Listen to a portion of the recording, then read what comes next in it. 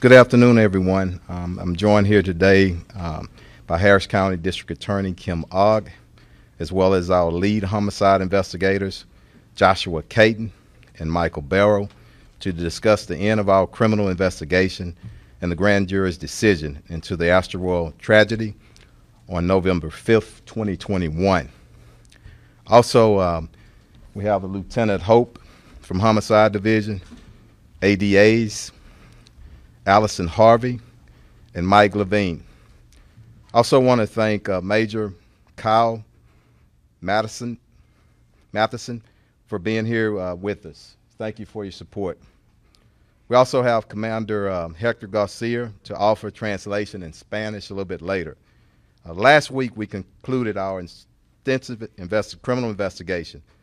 It was presented to the Harris County District Attorney's Office and by the grand jury. It was presented to the Harris County grand jury by the District Attorney's Office. Remember, and my condolences goes out to the 10 victims and their families. We just ask that everybody please keep them in prayer. I also want to thank our homicide team of investigators who worked so extremely hard investigating this case. Again, I want to thank DPS and also FBI who couldn't stand with us today for their portions and help in the investigation. The district attorney will provide details on the grand jury process and decisions, and then our homicide investigators will follow to give an overview of the investigation. We ask that all questions are held until the end. Thank you. DA?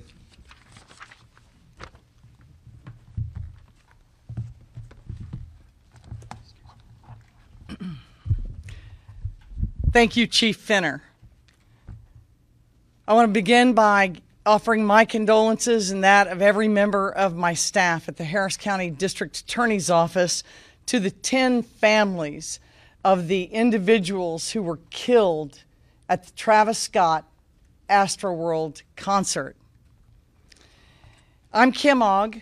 I'm the Harris County District Attorney, and I'm Harris County's top law enforcement officials.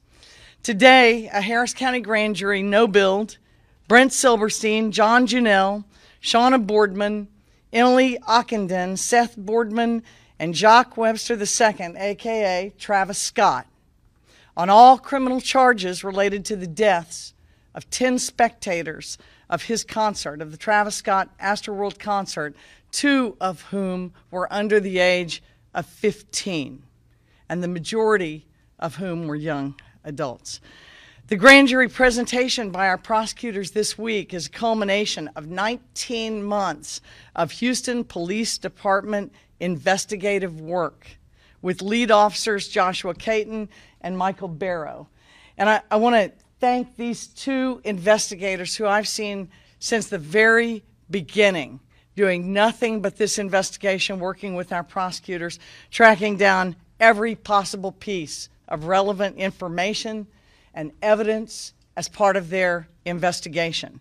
And our prosecutors, I want to thank Alicia Harvey and Michael Levine, along with numerous other lawyers from our office who provided legal support to the investigators to write subpoenas, to offer counsel, to sit with these investigators and review thousands and thousands of hours of digital evidence, review witnesses' statements, review time and chronology reports, everything, so that we could get to the heart of the question. Our jurisdiction as the police chief, as the police department, and me as the district attorney representing our office, our job is narrow. It's to determine if this tragedy, this absolute disastrous, horrific event involved criminal activity by anyone, at the top, to the bottom, or in between.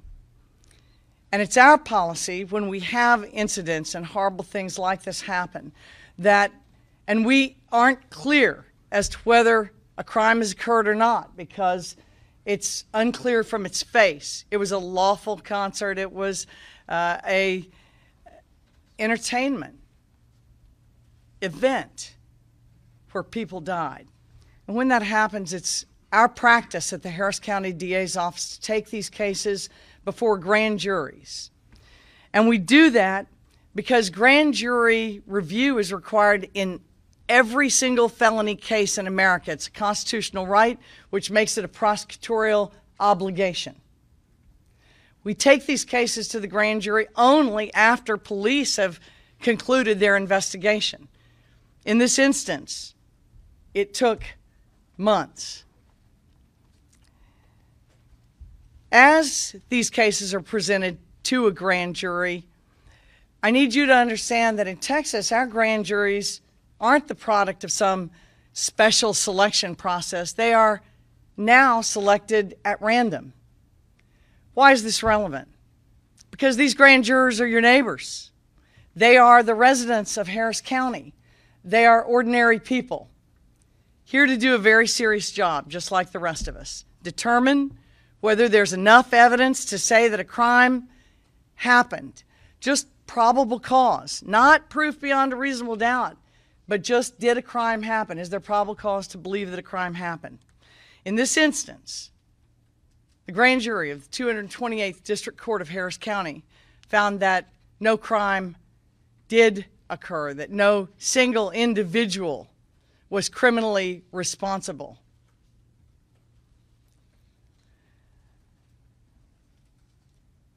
In this case, which we handled like we would any other situation of this gravity, it is our prosecutor's job not to go in and get a result that's preconceived by these investigators. The responsibility of determining probable cause by our Constitution is on the people. And that's why this randomly selected grand jury of ordinary Harris County residents is so important for you to understand, because they determined the conclusion and the outcome in this very narrow criminal review. What will happen in courts where they practice civil law, other types of law, administrative law, is not for us to determine. But in our narrow review, our investigators and prosecutors gave it everything they had to ensure that the grand jury could reach the truth of the matter. And that is our job, to find justice even when and in the midst of a terrible tragedy. And in this case, that justice was no bill. Thank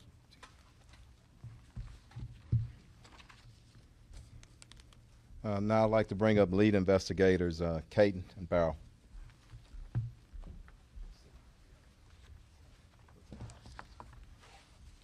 Good afternoon, everyone. I'm Detective Mike Barrow with the Houston Police Department Homicide Division. And like has already been expressed, our thoughts and prayers have been with the family and the victims who have lost their lives in this tragedy since the very first day we received this case on November 5th. I'd also like to express my gratitude to my partner, Detective Caden. He's a fantastic partner.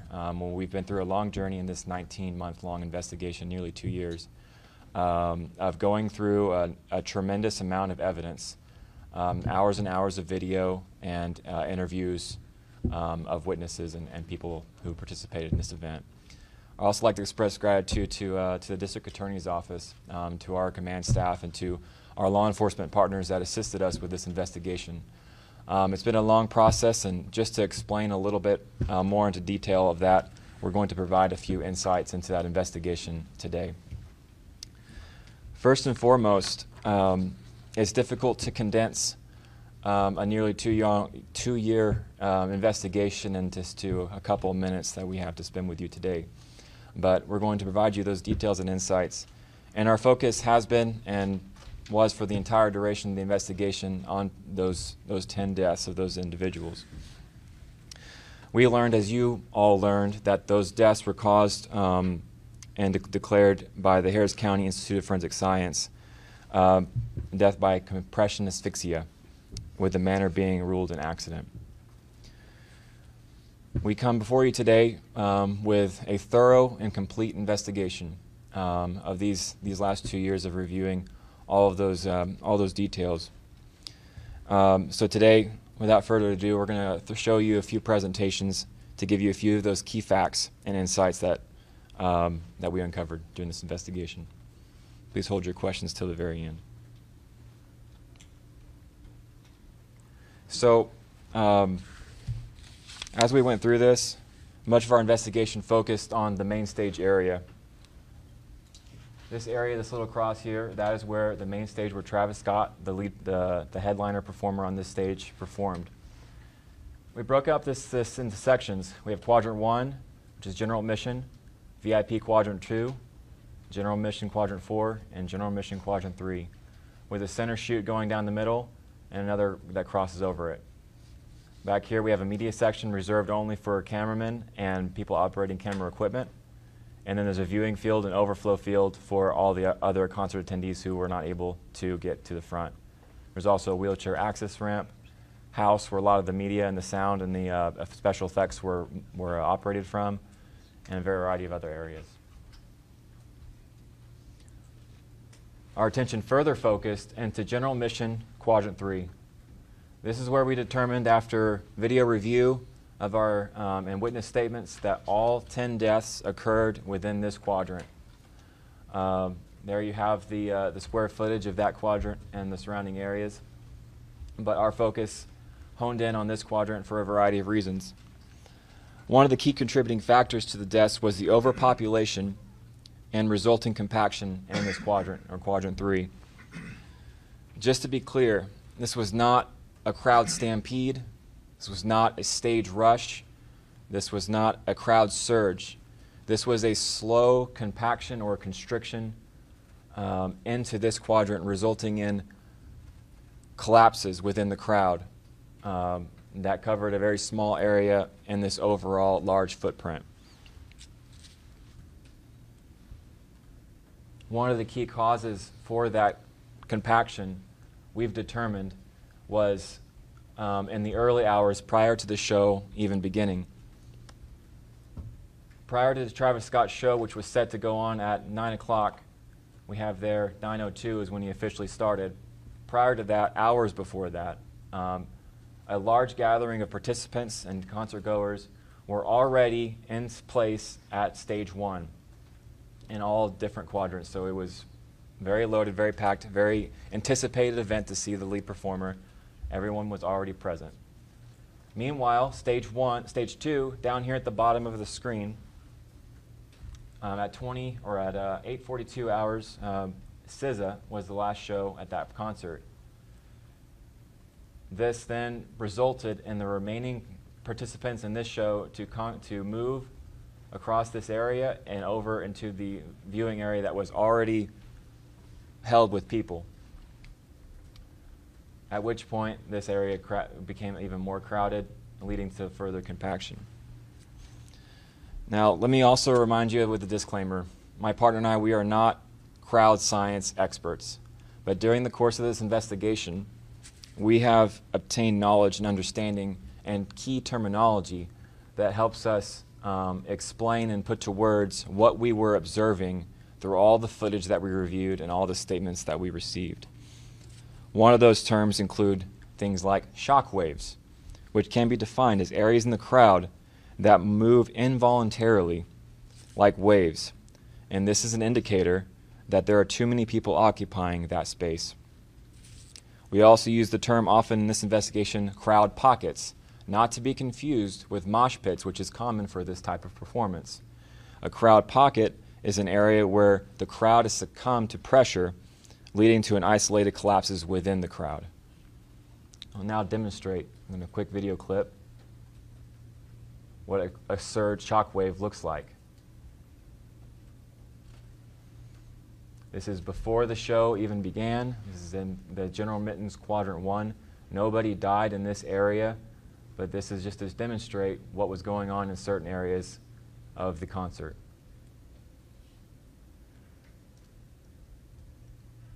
Here we have what we call crowd pockets. You might be able to see, it's kind of hard to distinguish. There are dark circles, and those are not mosh pits. Those are, in fact, areas where crowds have collapsed in on each other. And also note that even mere feet away, concert goers were not able to distinguish what was happening at their feet. These are very isolated pockets throughout the crowd within that general admissions quadrant 3. Here's to show you a few vantage points. This is long after the event took place. This is a vantage point from the stage. You'll see here, this is general admittance quadrant 3 where the deaths occurred. This is quadrant 4. Again, a closer up of general admittance quadrant 3. Here's the night of the show, perspective from the stage looking out over into that crowd with all the lights and all the smoke and everything going on. This is what perhaps a performer like such as Travis Scott would have seen that evening.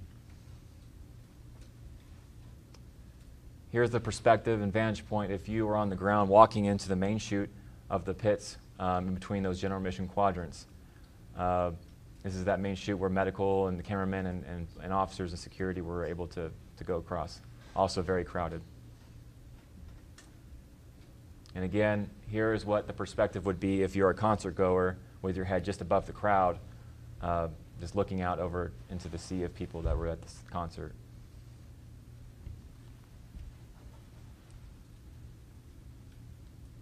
I'm going to turn the time over to my partner, Detective Caden, to explain this timeline synopsis. Thank you.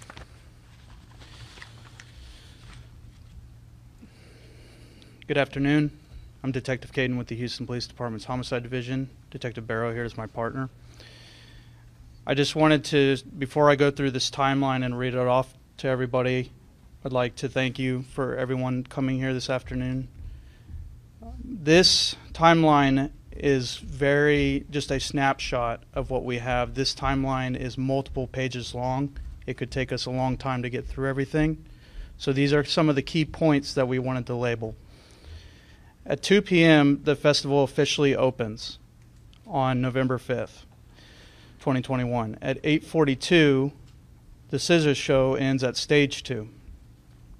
At 9:02 p.m., the Travis Scott performance begins at Stage 1. 9:07 p.m., first 911 call received referencing distress in the crowd.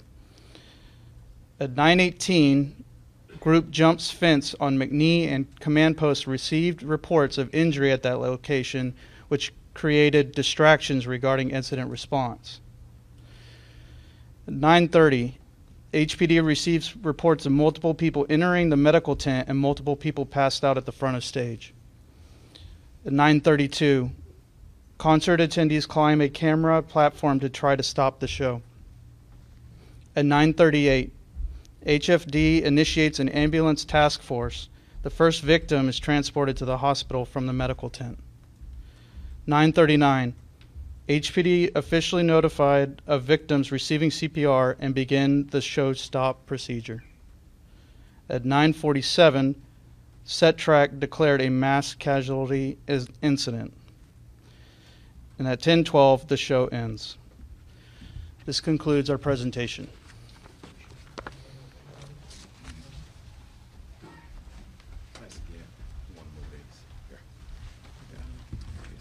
It's okay. Take your time.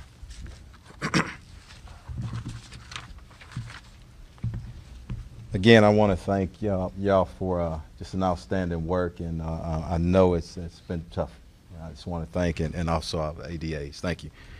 Now that you've just heard a brief overview of the findings, this incident was very complex, involved multiple entities.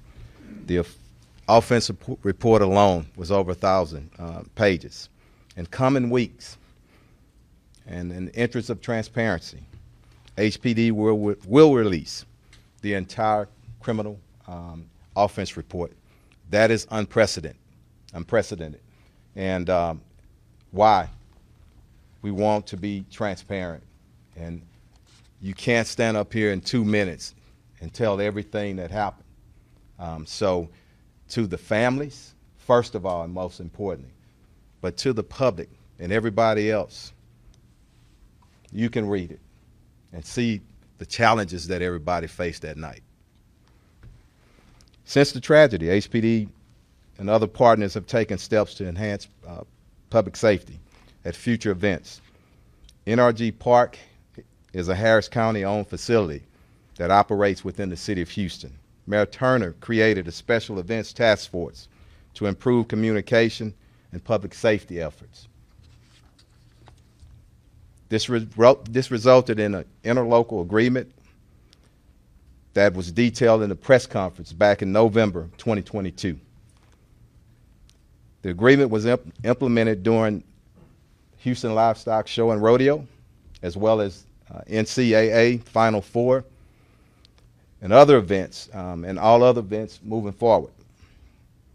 Now we have mandatory and elevated platform viewing positions. These will be staffed and have been staffed by HPD officials, HFD officials, and also production with authority to stop a show. We have enhanced communication between dispatchers and officers in the field during events. No longer will dispatcher or anybody else be able to duplicate calls, and we call it dupe calls. And what that means is if you have something at one location, as additional calls come in and they stack, you put them up under one incident, one case number. No longer. You have to call that out. You can't just dupe it. You got to voice it out. Very importantly, we have equipped all personnel working these events with additional noise reduction communication equipment, headphones. That will allow public safety personnel and officials to hear emergency communication better during concerts.